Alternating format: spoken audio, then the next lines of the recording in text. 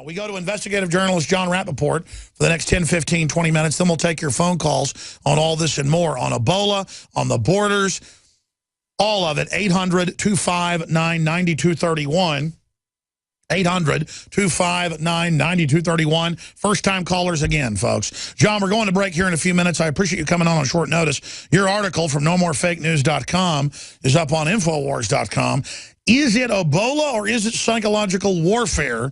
Was the question that you posed, compadre.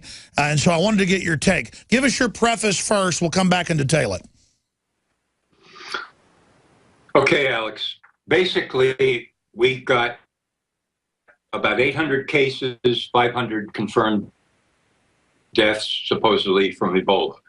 The same organization that's generating those statistics, the World Health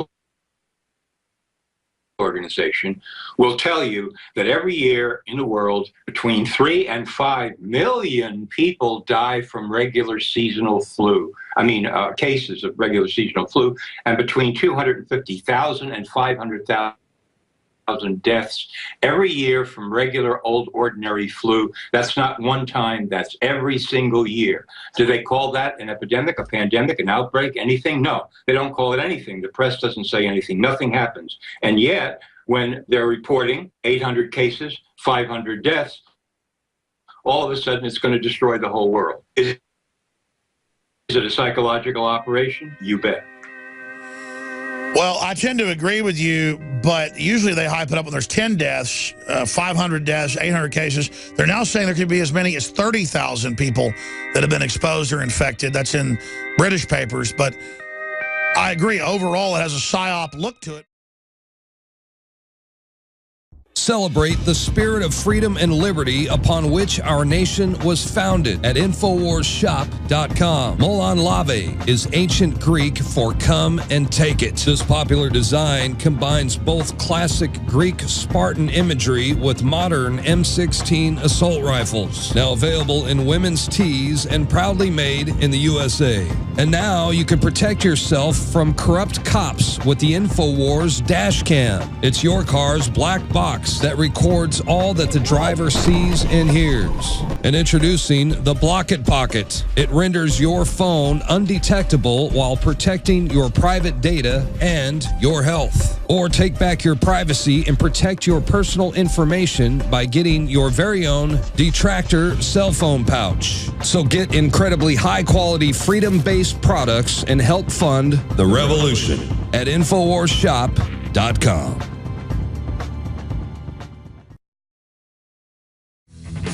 John, I have a headline here out of the Mirror, and granted, the Mirror is a, quote, tabloid, but not like the Inquirer or News of the World. I see more credible articles in it a lot of times than I see in what you'd call mainstream British news. But Nigeria's special advisor on public health, Dr. Yawidi Adeshanaya, said we're actually looking at contacting over 30,000 people that potentially could have been exposed or gotten it. Now, is that hype to get more funding to the country? Or should we be really concerned? Because Germany's reportedly taking patients into the country. I think that's very reckless. And then there's the background reason I'm concerned, John, is that there is a history of this being connected to bioweapons research. It's not conclusive like polio or conclusive like HIV, but the studies were there, just like the CIA studied weaponized cancer. Okay, so let's thing in the UK.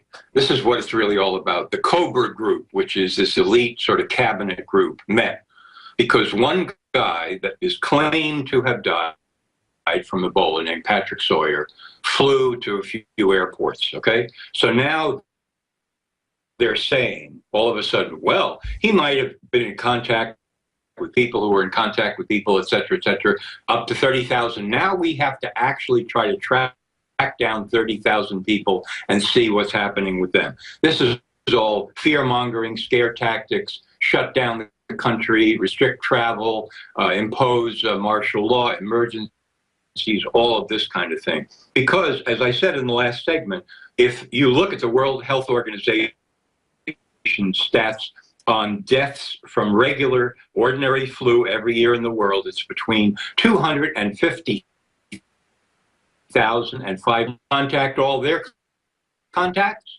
You want to contact maybe, I don't know, 500 million people around the world because they might have come in contact with somebody who died from regular flu. This whole thing is upside down and inside out. And we've seen this before with swine flu, which was a dud, West Nile, which was a dud, bird flu, which was a dud, SARS, which was a dud. They were all promoted as, this is it, folks. This is the one. This is going to kill everybody. And then all of a sudden it petered out. And in fact, the Centers for Disease Control in the summer of 2009 stopped counting swine flu cases in America because they knew that most of the people who were getting tested in hospitals didn't have any kind of flu whatsoever. And this story was exposed by CBS News' Cheryl Atkinson. You want to know one of the reasons she was really fired? Because she exposed this huge con by the CDC. And they shut her down for it.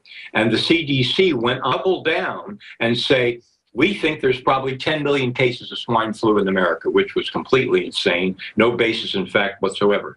So until we see some more information on this, to say that supposedly 800 cases in the world of Ebola and 400 to 500 deaths is going to, destroy the world, or we should declare it a pandemic, you have to look at these other factors here, and people aren't doing it. So I see a tremendous amount of fear-mongering here. Well, I agree with you, and certainly they were caught red-handed. Even the European Commission admitted it. Hyping the swine flu was really a flu simulant synthetic virus they designed that actually weakened your immune system 50% to the real flu.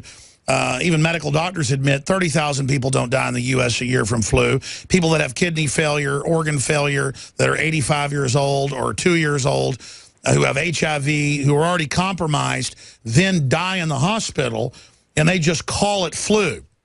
Or when some airborne bacteria kills you in the hospital, they just call it flu. The truth is, flu is a giant hype. So I see the parallel, and I sure hope you're right about this Ebola situation. I just know people like Dr. Pianka, who's a top globalist involved in the eugenics movement. He licks his lips and says, soon the airborne Ebola will be released. And so there are a lot of creepy insiders licking their lips concerning Ebola. Yeah, no question about it. And you're absolutely right about the flu. You see, one thing that most people don't understand is you got to make a test, a diagnostic test, to really diagnose anybody with anything. And these diets can be faked, they can be slanted. Some of them are inherently unreliable.